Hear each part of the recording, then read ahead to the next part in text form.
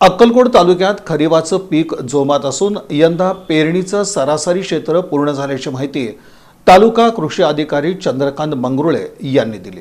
अक्कलकोट तालुक्यात मान्सूनपूर्व पावसानं चांगली सुरुवात केली असल्यानं शेतकऱ्यांनी जूनच्या पहिल्या आठवड्यात पेरणी पूर्ण केली होती। त्यानंतर पावसानं दडी मारल्यानं शेतकरी वर्ग चिंताग्रस्त झाला होता। पिकांनी माना टाकल्या होत्या। मात्र शेवटच्या घटका मोजत असलेल्या खरीप पिकांना पुष्य नक्षत्राच्या पावसानं नवसंजीवनी दिली आणि बळीराजा सुखावला।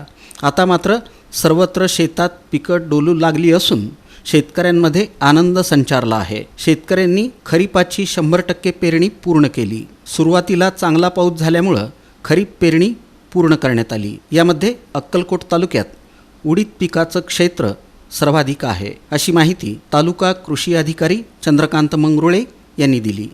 सध्या परिस्थितीमध्ये पेरणी झालेली आहे ते 68,479 हेक्टर क्षेत्र झालेलं आहे। सरासरी 75,000 हेक्टर आहे। त्यापैकी जवळपास 90% पर्यंत पेरणी झालेली आहे।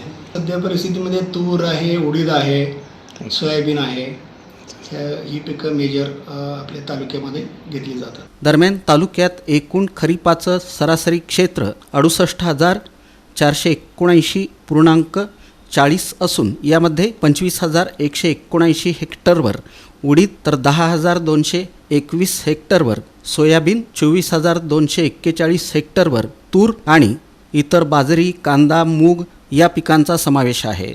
दरम्यान मध्यंतरी पावसानं दडी मारल्यानं खरीप पीक धोक्यात आलं होतं। सध्या पुष्य नक्षत्राच्या पावसानं हजेरी लावल्यामुळं खरीप पिकं जोमानं डोलू लागली आहेत। त्यामुळं सध्याच्या परिस्थितीत खरीपाला कुठलाही धोका नाही असं सांगताना 14 ऑगस्टपर्यंत पीक विमा भरण्याची मुदत असून शेतकऱ्यांनी पीक विमा भरून सहकार्य करावं असं आवाहन तालुका कृषी अधिकारी चंद्रकांत मंगरुळे यांनी केलं।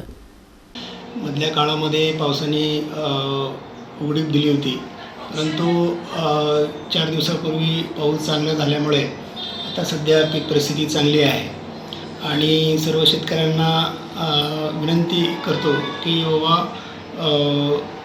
दिनांक 14 ऑगस्टपर्यंत पीक विमा भरण्याची अंतिम मुदत आहे। ॲक्च्युली 31 जुलैपर्यंत मुदत होती आणि आता सध्या शासनाने 14 ऑगस्टपर्यंत मुदत वाढवलेली आहे। त्यामुळं सर्व शेतकऱ्यांना विनंती आहे की 14 ऑगस्टपर्यंत आपले खरीप पिकाचे जे पीक विमा आहे, पीक विमा भरून आपलं क्षेत्र जे आहे पीक विमा संरक्षित करावं